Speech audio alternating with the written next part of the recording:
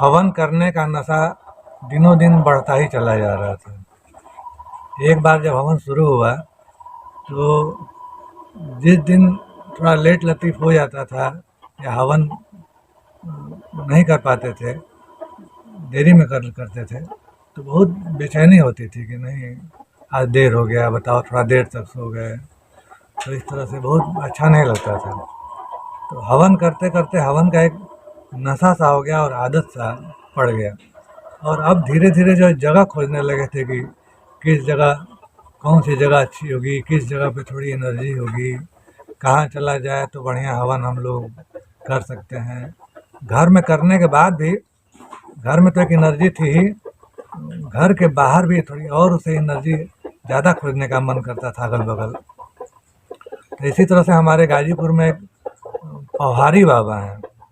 हम सुने पौहारी बाबा के बारे में, तो पता चला कि पौहारी बाबा नित्य यज्ञ करते थे, रोज हवन करते थे। और पौहारी बाबा, उनका नाम ही पौहारी था। पौ मतलब होता है हवा, हवा पर हवा का भोजन करने वाला पौहारी। तो हम खुद भी एक बार गए पौहारी बाबा के आश्रम पे, और पौहारी बाबा के आश्रम पर जब गए तो वहाँ वहाँ के इलाके में, वहाँ के एरिया में प्रवेश करते ही दिमाग जो है अलग तरह का हो गया, शरीर में झुरझुरी से होने लगी, और मन मन जो है एकदम एकाग्र टाइप का हो गया। ध्यान ध्यान वहाँ पर पहुँचते ही लगने लगा। तो पौहारी बाबा जिस कमरे में रहते थे, उस कमरे में हम गए, देखे तो छोटा सा कमरा था, और वहाँ के पुजारी जो है पौहारी बाबा के बारे में सब कुछ बताने लगे।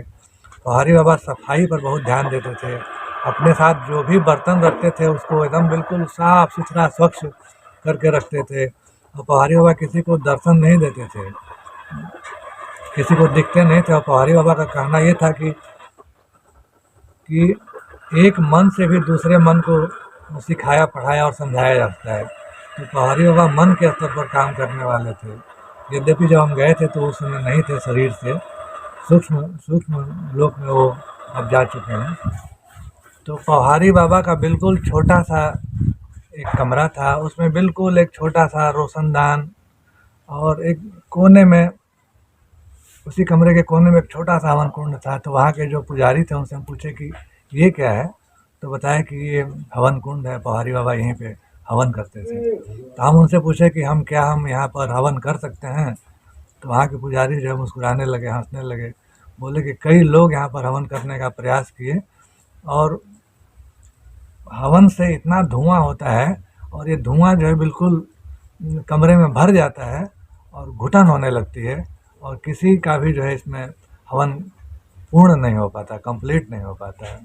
घुटन से लोग जो है कमरे से बाहर चले जाते हैं। तो हम उनसे आग्रह किए कि ये बताइए हम यहाँ पर हवन कर सकते हैं? तो वो बोले कि अब आप सोच लीजिए, लेकिन घुटन होता है, हवन हो नहीं पाएगा, एकदम धुआं से भर जाता है जगह। हम उनसे काफ़ी अनुरोध किए कि नहीं, आप हमको आज्ञा दीजिए और हम यहाँ पे हवन करना चाहते हैं। तो वो आज्ञा दे दिए कि ठीक है, आप भी देख लीजिए करके। तो हम वापस अपने घर आए, और घर से हमको वहाँ के पुजारी बताया कि पौहारी बाबा को काला तिल बहुत पसंद है, तो आप हवन में इनको काला तिल ज़रूर दीजिएगा। तो हम पौहारी बाबा के लिए स्वयं का हवन सामग्री निर्मित किए, और सभी जो है जड़ी बूटियों से, उसके बाद पंच पल्लव, नवग्रह की लकड़ी, अलग अलग तरह की लकड़ियाँ इकट्ठा किए, गाय, देसी गाय के गोबर का जो है लकड़ी बनाए, और सब कुछ ले करके, और अपने मम्मी पापा और अपनी पत्नी के साथ, अपने बच्चों के साथ हम वहाँ पर पहुँच गए।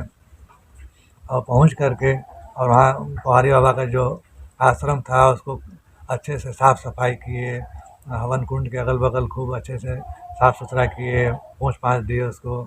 और उसके बाद जो है एक गुरुजी की हमारी किताब है कर्मकांड भास्कर, तो उसमें जितने भी हवन की जो प्रक्रिया है सबको हम पूर्ण किए, सत्कर्म किए, शरीर की शुद्धि, मन की शुद्धि, वाणी की शुद्धि, पृथ्वी पूजन, आचमन, मतलब जितना भी जो क्रिया होता है, अग्नि स्थापन, चंदन धारण, सब कुछ करने के बाद अग्नि जो है प्रज्वलित हुआ। उसमें अग्नि प्रज्वलित हुआ, और आश्चर्य का ठिकाना नहीं रहा कि छोटे से गड्ढे में से अग्नि बिल्कुल नीचे से आने लगी। ऐसा लग रहा था कि अरे कहाँ से आग आ रही है।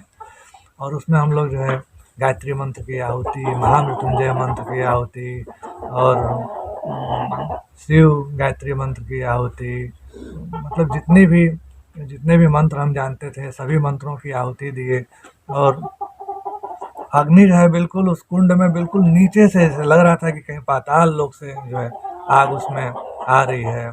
और इस प्रकार से बहुत शानदार, बहुत दिव्य यज्ञ जो है हमारा वहाँ पे संपन्न हुआ।